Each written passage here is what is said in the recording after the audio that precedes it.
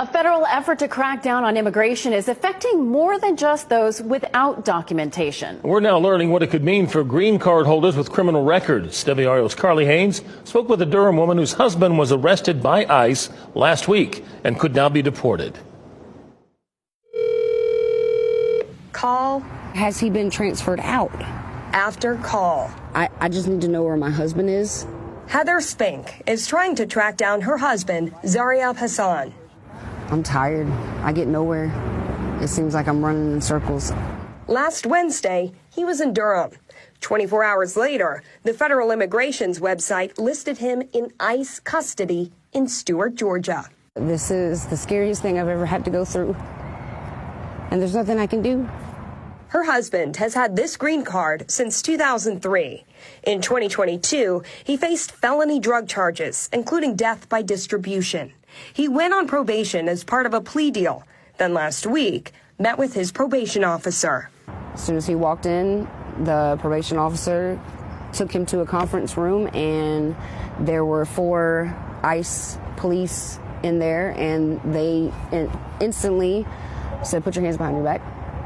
ICE arrests at probation meetings aren't new, but immigration attorneys say they could happen more often now, with the president's emphasis on deporting some immigrants and securing the country's borders. Well, I do think that there is a heightened level of enforcement. There is a very clear message from this administration that they are going to detain and remove as many individuals as they can.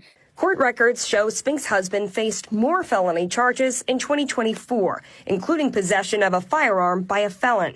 It's unclear whether the original charges he took the plea deal for or these more recent ones led to the arrest.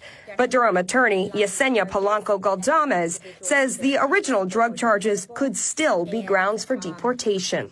What happens is that the individual may not really appreciate or comprehend the consequences of their plea, and they agree to either accept a plea agreement where they plead guilty or maybe a deferred prosecution for an underlying crime that makes them deportable. We asked immigration attorney Chris Barnes about the timeline. It could be that this individual was just recently flagged and became on ICE's radar. It could be a ramping up of enforcement from ICE. Spink is watching what this means for her husband, who's now states away. Nobody knows. Nobody's talking about it. So here we are. Carly Haynes, WRAL News.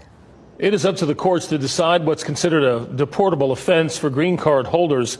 Attorneys say it's often for violent offenses, certain financial crimes, and drug charges.